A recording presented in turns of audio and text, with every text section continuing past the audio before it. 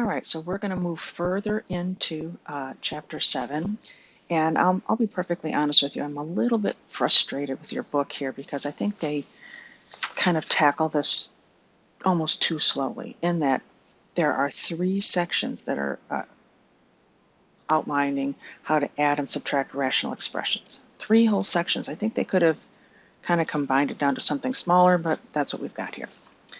All right, so we have a couple of handouts here. This one here where it says adding rational expressions. We'll work with this one first, then we have another one, and we'll kind of go on from there. But I will upload these so that if you like, you can print them out and kind of fill in as we go along. Instead of just watching, I think it's kind of better if you're following along, writing it down. It kind of sticks in our brain a little bit better here. All right, but let's kind of go to some blank paper for just a moment here. And as I said, this is section, I'm going to start with 7.3. So here we're going to be adding, subtracting things with the same denominator, with a common denominator.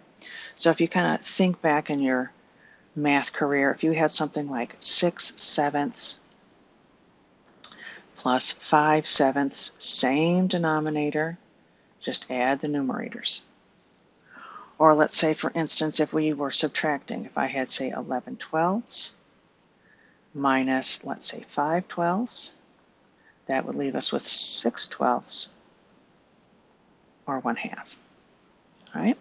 So the thing is if you have the same denominator, just add and subtract the numerators and carry the denominator through. But like this one here, if it needs to be reduced, then reduce it. All right. So let's just try a few pretty straightforward examples here. So for instance, if I had something like, it's my little abbreviation for example there. Oops, moved too fast. I'm sorry, it was my fault. If I had, say, 6 over x plus 2, and I wanted to add something like 2 over x plus 2, same denominator. So just carry it along and add the numerators. That's it. All right, let's say, for instance, we have something a little bit more interesting than that. If I had something like, say, for example, y squared over y plus 8, and I wanted to add, say, 8y over y plus 8. All right, so same denominator, add the numerator, so I'd have y squared plus 8y.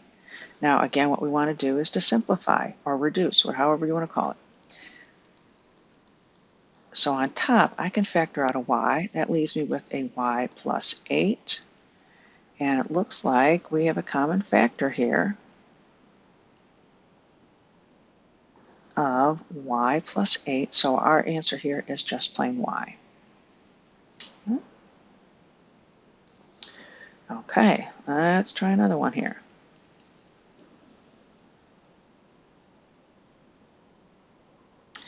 So let's say if I had, for instance, 3a squared plus a. My denominator is, let's say, a squared minus 9.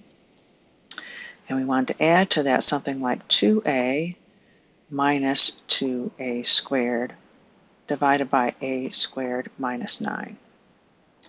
So we're adding here, same denominator. That's pretty easy. So we'll put like terms together. I have 3a squared right here minus 2a squared. That's going to leave me with a 1a squared.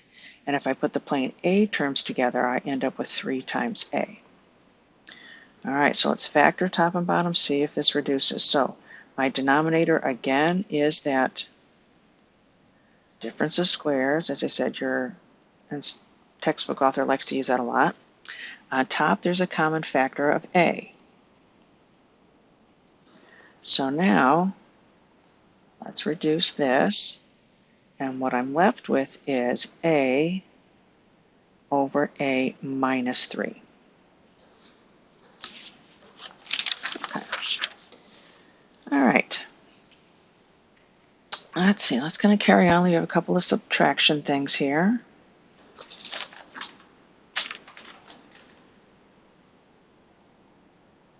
Okay, so let's see. Example, I think I'm up to number 4 now. So let's say, for instance, if I had 6y squared divided by y squared minus 1, from that I'm going to subtract 6y over y squared minus 1. So what I have here is 6y squared minus 6y, and the denominator a y plus 1, a y minus 1. Oh, I kind of jumped it ahead, didn't I, because I factored that denominator. All right, so that's okay. So on top, it looks like I have a common factor of 6 and of y, so this would be a y minus 1. So here, my common factor, if I go and reduce this, is going to be that y minus 1, so that our final answer is 6y over y plus 1. Okay. Now let's say, for instance, if we were going to do another subtraction problem here, but let's say if the thing that you're subtracting happens to have 2 terms in it. So I had something like this on the previous lecture. Let's say if I have 3x minus 12 over x plus 3. So same denominator. Truly, I really mean this. Do yourself a favor. Put some parentheses around this so you know you're subtracting everything there where you can cut down on some of those sign mistakes.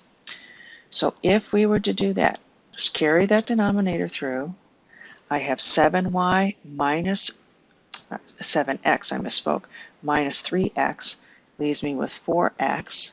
And now if I have negative 3 minus negative 12, that's the same thing as saying negative 3 and plus 12. So what I would be left with is a positive 9. Now, again, look at your answer at the end. Say, does this need reducing? Does this need simplifying? I don't think so. There's no common factors on top. So at this point, I think we're finished. Okay, so let's kind of scooch on here a little bit. Let's see, I think I'm up to number 6 now. And let's say in this case here,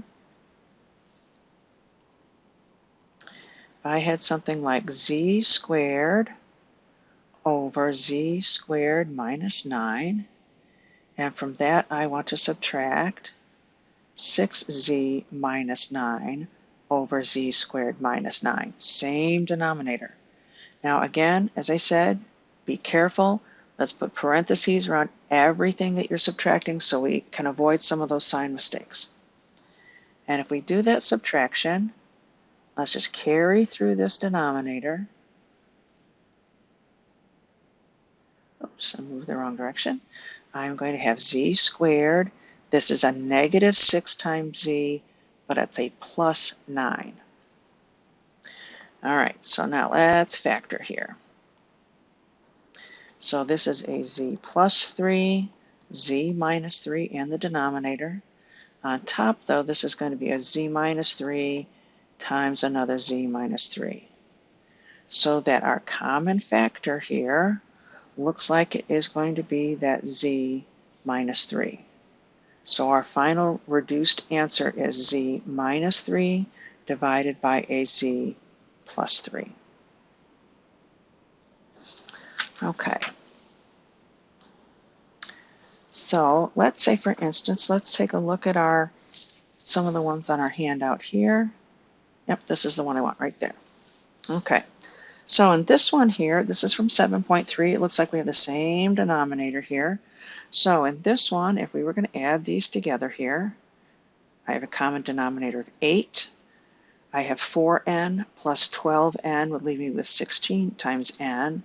I have a plus 1 and a minus 1. They're going to cancel out. Now, this one here, we can reduce this because we know that 8 divides into 16 twice, so that our final answer is just 2 times n. That's pretty straightforward. All right, likewise, this one over here, same denominator of 3x minus 6. Put like terms together, we get 6x squared on top. I have 4 plus negative 28 is negative 24. All right, so let's see. In the denominator, common factor of 3, so that leaves me with an x minus 2. On top, I have a common factor of 6. and that's going to leave behind x squared minus 4. Now, I think we have to go one more step further in our factorization here. And that is because that x squared minus 4 happens to be a difference of squares. So this is going to be an x plus 2, x minus 2. This is 3 times x minus 2. So that our common factors here are going to be that x minus 2. Likewise, we have a common factor of 3. So what we are left with is not enough room is what we're left with. 2 times x plus 2. Now, in the denominator, you could just leave it this way, or you could realize that what's going to be left in that denominator is just going to be 1. Either way is fine with me. Okay.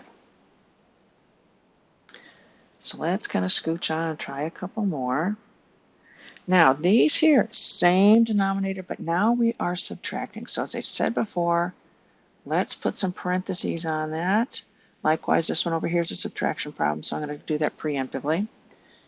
Okay, same denominator of z squared minus 1. So I have 2z squared minus z squared leaves me with a 1z squared plus 7 times z minus negative 6 is the same thing as plus 6. Subtracting a negative 6 is the same thing as adding a positive 6. Okay, now let's factor. So my denominator, again, that's that difference of squares. I told you your textbook author loves this. But on top, if we're going to factor this, remember our little rules of factoring here, we know that if you've got a plus sign here, the signs are going to be the same in your parentheses, and they're both going to be whatever that is. So you're basically looking for factors of 6 that add up to 7. I think that's going to be 1 and 6. So I have a z plus 1 and a z plus 6. So in this one here, when I reduce it, I have this common factor of z plus 1, so that my final answer here is z plus 6 over z minus 1. All right, one more here. So same denominator, where I have this n squared minus n minus 2. So if we put like terms together here again, I've got 2n squared minus n squared. That's going to leave me with a 1n squared. This is going to be a plus n minus 6. All right, so now if I was to factor this, I'll just put a line in here to keep these apart. If I factor that denominator, 2 is a prime number, I don't have many choices.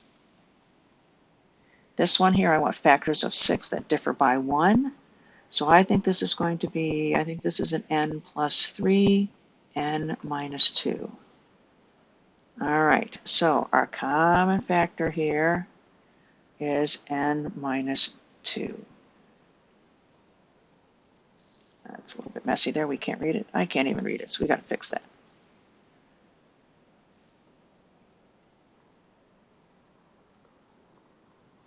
Okay, now let me kind of go back to my blank paper over here and do another example here. And again, one of the things that your textbook author does all over the place is he really likes that idea of opposites. So let's say, for instance, if I had something that looked like this. Right? Let's say if I had something like, say, like y squared over y squared minus 100. And from that, we're going to subtract something like 10y over 100 minus y squared.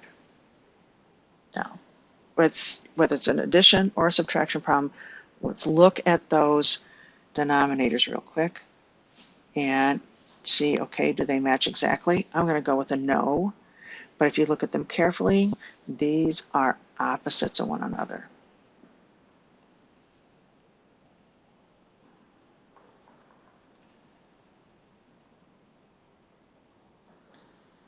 All right, so in order to get a common denominator, if you're adding fractions together or subtracting, you must have a common denominator.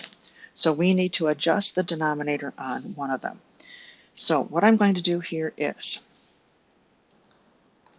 I'm going to leave that first fraction alone.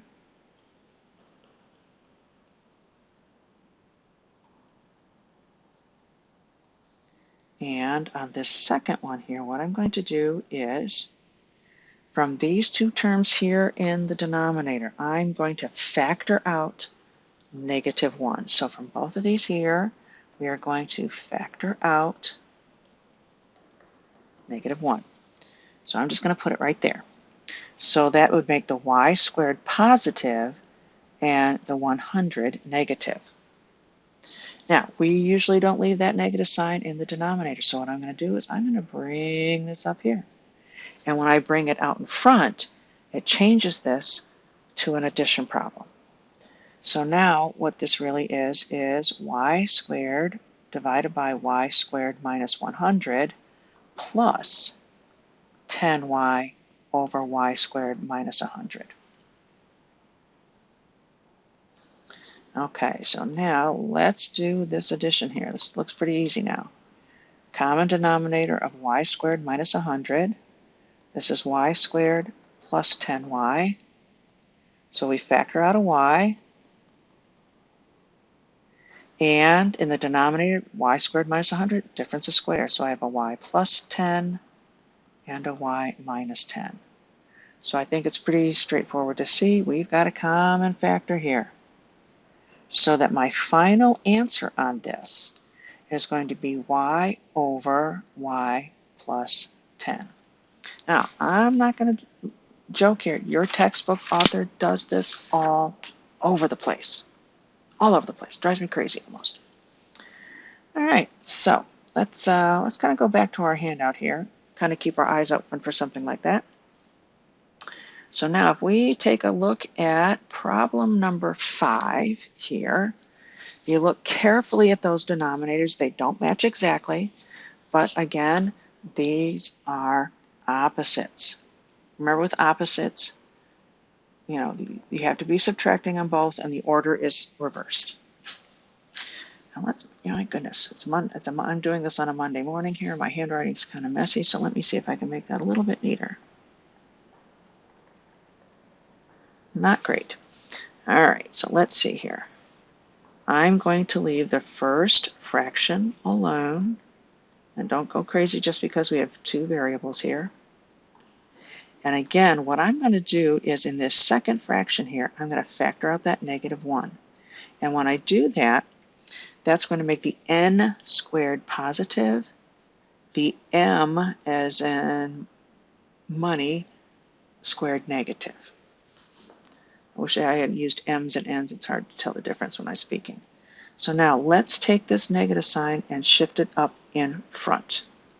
And when we do that, what our problem now is m squared plus 2m times n over that lovely common denominator, and now plus n squared.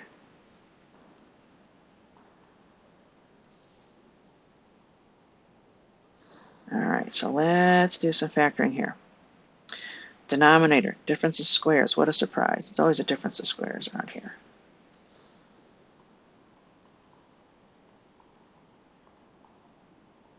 And your numerator here, if you were to add this together, you'd have the m squared, 2mn, and a plus n squared. That's going to factor into an m plus n times itself. Now, let's see what we're going to do. So we've got to be a little smart here. Because on top I have m plus n times itself. Here I have n as a Nancy plus m. Now, the thing you have to remember is if you're adding, the order is not important. Because think about it, 6 plus 7 is the same thing as 7 plus 6. So these two things match. And our final answer is going to be m plus n over n minus m as in money. So remember, if you're adding, order is not important. All right, now let's take a look at this last one here. So again, we've got those opposites. What a surprise. Okay, so what I'm going to do here is, let's see, so I don't run into the other problem. Doesn't matter which one, I tend to do it more on the second fraction. I am going to factor out that negative. let's make the x squared positive and the 1 negative. And that was a text on my phone. Hopefully you didn't hear that coming through. All right. Now, when we do that, again, notice we usually don't leave those negative signs in the denominator. Let's bring this guy up in front. So what my problem should read now is the x squared plus 6x over x squared minus 1. And now I'm going to be subtracting this second fraction. Now, as I said earlier, if you're subtracting and it's something with two terms, do yourself a really big favor here, and let's put some parentheses around it. All right, so if we do that, we are going to have x squared minus 1 on the bottom. On top, we only have 1x squared. 6x minus 4x is 2x, and this is a minus 3.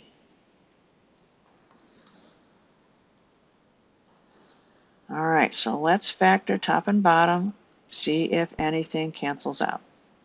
So this is going to be an x plus 3 and an x, it looks like a minus 1 to me. So we do have a common factor. And there we can see our final answer as the x plus 3 over x plus 1. That's it. So if you have denominators that are opposites, we can do this little adjustment so that the denominators turn out to be the same.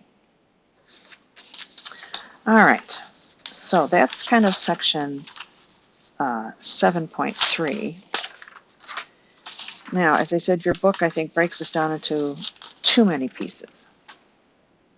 All right, and that is, let's say if we have things with a different denominator. So let's kind of move on here. And let's say if I am now looking at section 7.4, because these are all, kind of little pieces here. So what we want to do is, let's say, for instance, if you have a fraction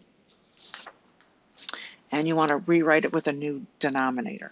So for instance, what I mean by that is, let's say if I wanted to rewrite something like 5/12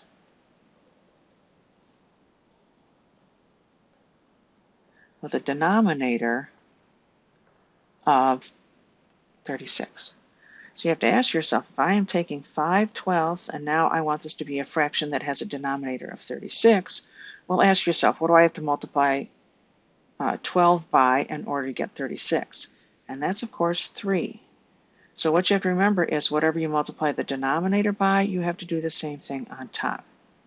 Because if I have something like 3 divided by 3, if you think about it, that's equivalent to the number 1. It's just written a little bit differently. So I would have 12 times 3 is 36. 5 times 3 is 15. So those two fractions happen to be equivalent. Right? Now, the other thing is, and let's try something kind of simple here, and that is if we're trying to find common denominators here. We're looking at just numerical fractions to start with. If I had something like, for instance, let's say if we wanted to find the least common denominator. I'm going to abbreviate that, and I will define what a least common denominator is in just a moment. Let's say if we had fractions of like, my goodness, 1/2, 3/8, and 7/24. What you want to ask yourself is, what is, and let me write this out for you, what is the smallest number that is divisible by 2, 8, and 24? What's the smallest number? You can divide it by 2, you can divide it by 8, and you can divide it by 24. I know the answer a lot of you are thinking, and you're going backwards. What your LCD in this case is 24. That's the smallest number you can divide by 24, divide by 8, and divide by 2. So we're not worrying about adding or subtracting here. Let's just find our LCD and then rewrite our fractions. So what we want to do is we're going to rewrite these.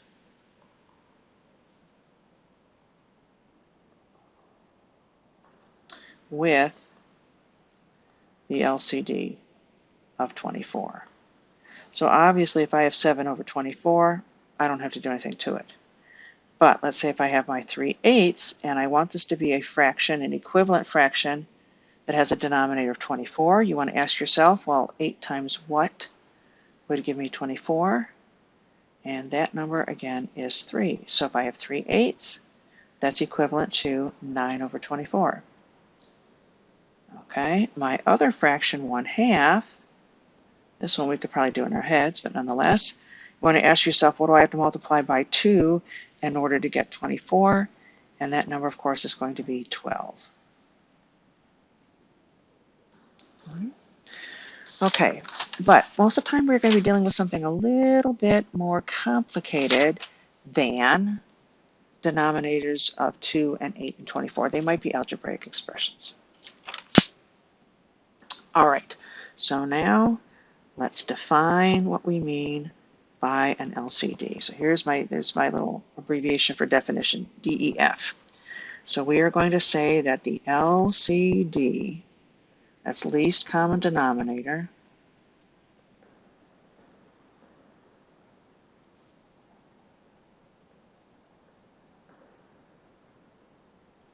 all right, of, let's say, 2 or more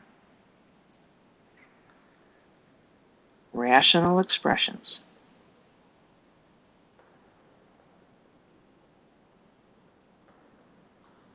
is the polynomial, that's what's in rational expressions, you have polynomials top and bottom, is the polynomial of least degree. Least in math always means smallest.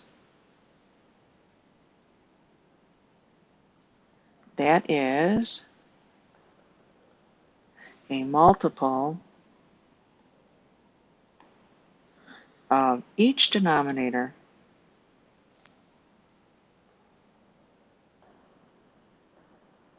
right, and the rational expressions being added or subtracted.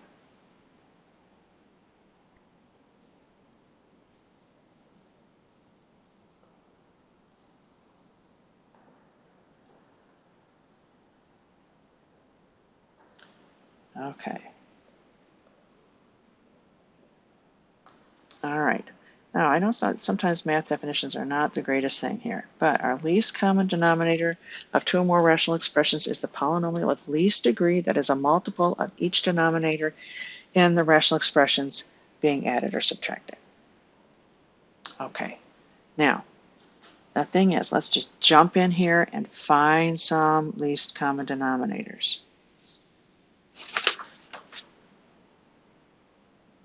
Okay, so let's see, which ones do I like here? What do I want to use here? No, I'll come back to that. I'm talking to myself and looking at my notes. All right, so let's say, for instance, if I had, for example here, we just want to find the LCD and rewrite the fractions.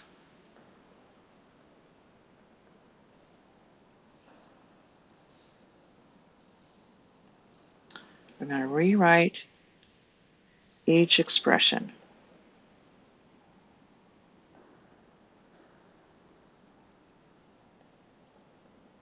With the LCD. So we're going to rewrite each fraction using the LCD. So let's say, for example here, if I had something like 7 over x squared minus x minus 6, the other fraction is, let's say, 10 over x squared plus 3x plus 2.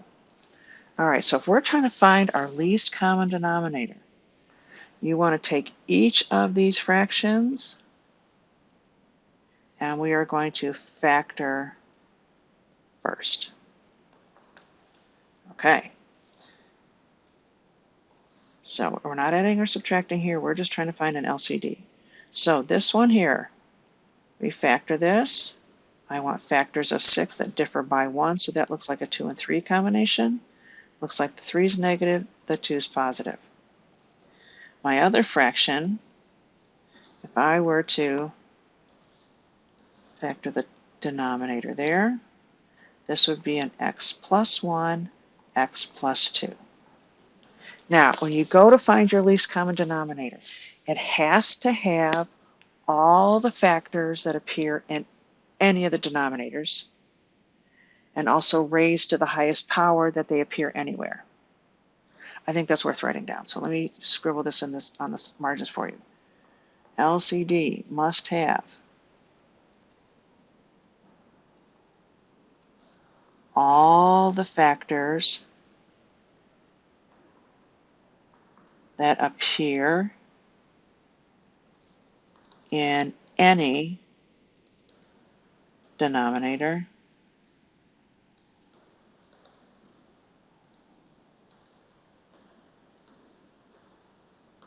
raised to the highest power that they appear anywhere.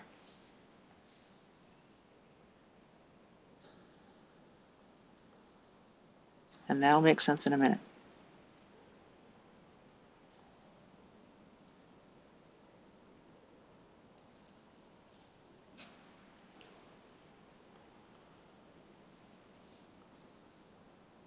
Okay. All right, so my least common denominator has to have all the factors they appear anywhere. So in this case here, it has to have an x minus 3. It has to have an x plus 1. And I have an x plus 2 here. I have an x plus 2 here. But in each case, it's only to the first power. So it only needs to be to the first power in the LCD. So now when you go to rewrite your fractions with the LCD, what you want to do is, that's why you have to factor these first, is look at each fraction, say, okay, what does it have from the LCD? But more importantly, what's it missing? So this first one here appears to be missing the x plus 1 factor. All right, so what we want to do here is just multiply out the tops. Don't multiply out the denominators. I never do, because you're going to end up probably factoring them again. Just leave it in a factored form, but do multiply out the top. Now, the other fraction, it has the x plus 1 factor. It has the x plus 2 factor. However, this one here is missing the x minus 3. We'll change colors here. Ooh, my goodness, that's awfully bright. So this is going to be, it looks like 10x minus 30 over this huge denominator.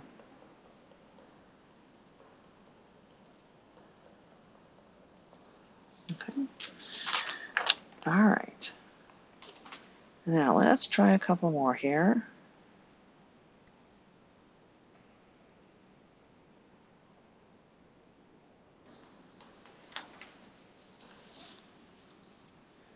Okay, so let's say, for instance, if we had, again, we're just going to rewrite the fractions. We're not going to worry about adding or subtracting just yet. Let's say, for instance, if I had the fractions, let's say 4n over n squared minus n minus 6, and the other one is 2 over n squared plus 4n plus 4. Okay. Factor first, so we can see what factors belong in each fraction. So again, we want factors of 6 that differ by 1. So this is an n minus 3, n plus 2. This one over here, if you were to factor this, this would be, n plus 2 times n plus 2. I would probably write this as n plus 2 squared. Now, if we go and figure out our least common denominator, our LCD, it has to have all the factors that appear in any of the denominators.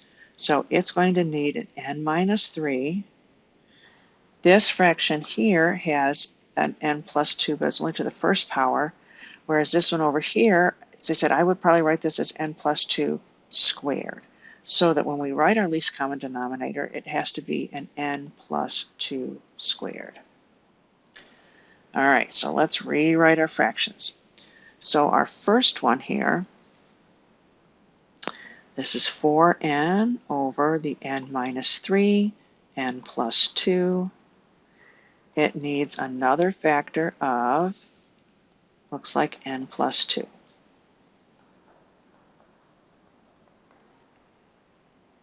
So this is going to be n minus 3, n plus 2 squared. If we multiply out the numerator, this is 4n squared plus 8 times n. Okay, our second fraction, if we were to rewrite this one here where I have 2 over n plus 2 squared, it appears to be missing the n minus 3 factor. So we are going to have 2n minus 6 over n plus 2 squared, n minus 3. Okay, so I'm not going to lie to you, some of these problems can get pretty darn long, and we haven't even added or subtracted yet. Okay, so let's go back to our handout for just a minute here. I think it's this one here. Yep, let's go to the second page. This is from 7.4. It says determine the LCD for each pair of fractions and rewrite each fraction with the LCD. Okay, so let's look at our denominators here. So this has a 6, this has a 36. That's, of course, the same thing as 6 squared. So if we just had numerical fractions, our LCD would have to include the 36. This has x only to the first power. There it's squared. So our LCD is going to be 36x squared.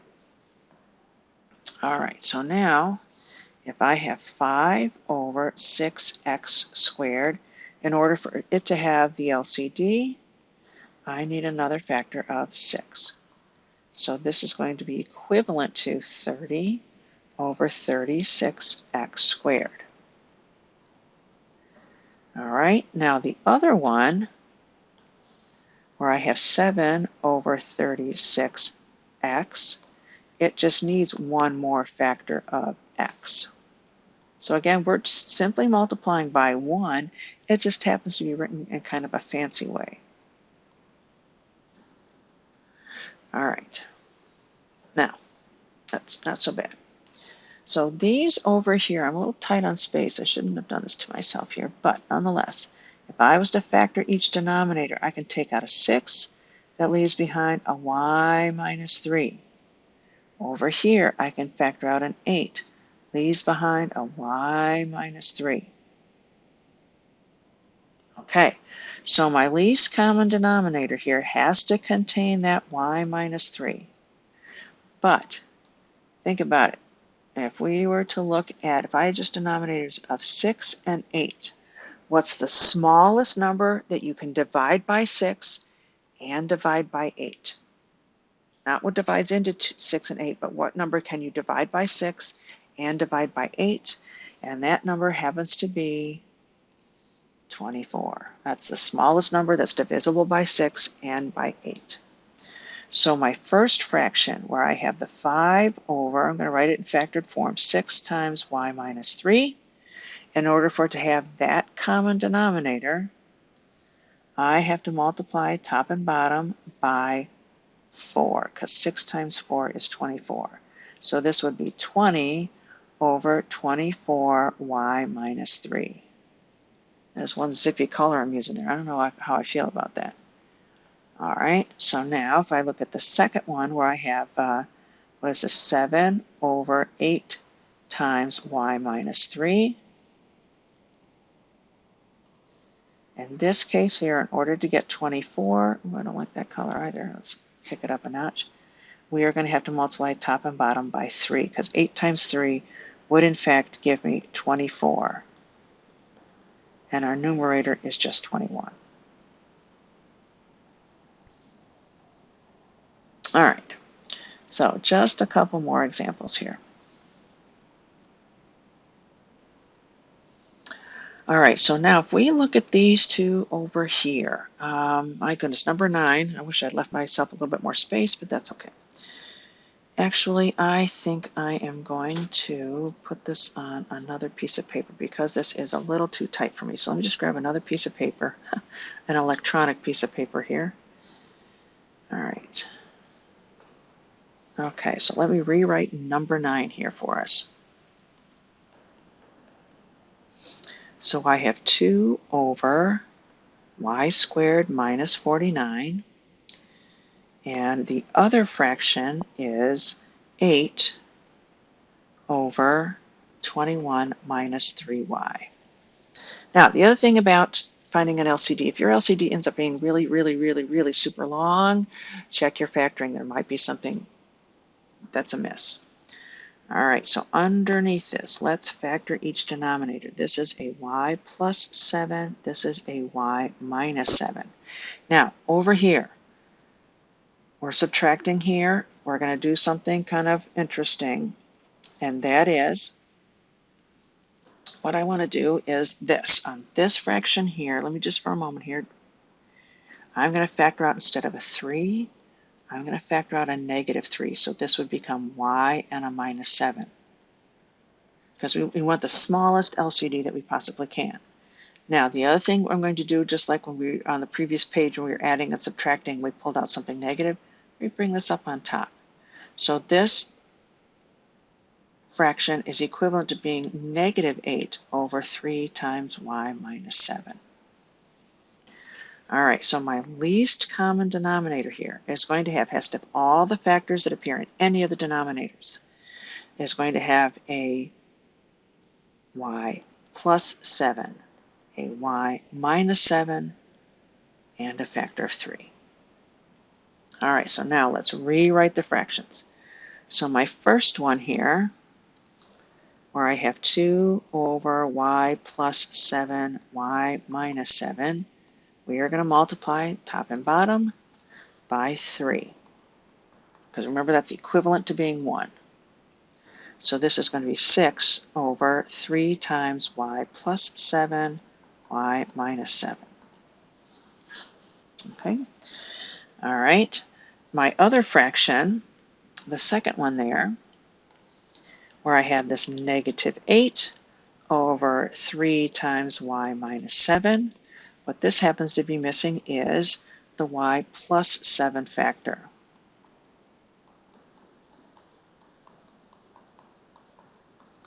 So if we rewrite this, this is going to be negative 24. Excuse me, I got ahead of myself. I completely apologize. I have no idea what I just did there. Let's back up. All right. I'm going to have negative 8 times y. I have no idea where I got 24. Negative 8 times positive 7 is a negative 56. And then we have this LCD down below. Okay. All right, so I knew I didn't quite have enough space to put it on our handout, but here it is written out. Now, this guy here, let's take a whack at number 10. This one's a pinch easier. So here, again, this is a difference of squares. This is the x plus 2. This is an x minus 2. This one here, this factors into x plus 2 times itself, or x plus 2 squared. All right, I did one very similar to this a minute ago. So our least common denominator in this case here has to have an x minus 2, and it needs an x plus 2 squared. Because it's to the second power here, it has to be to the second power in the LCD. All right, so our first fraction here has the x plus 2, x minus 2. What it's missing is another factor of the x plus 2.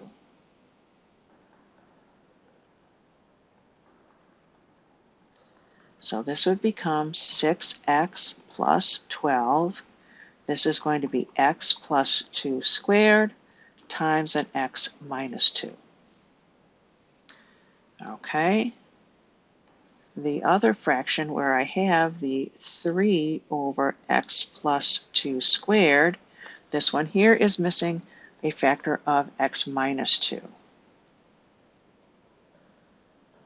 So again, you're just multiplying by 1. It's just written in a kind of a fancy way. So this is going to be a 3x minus 6. I have x plus 2 squared and an x minus 2. Okay. Now, let's see. Let's kind of mosey down here to number 11. It looks like I must have written this in the summertime because of my goofy little clip art there. Now, this one we want to be a little bit careful because it looks it's not difficult at all, but we just have to be a little bit careful. And that is, this has a denominator of x, this has a denominator of x plus 3.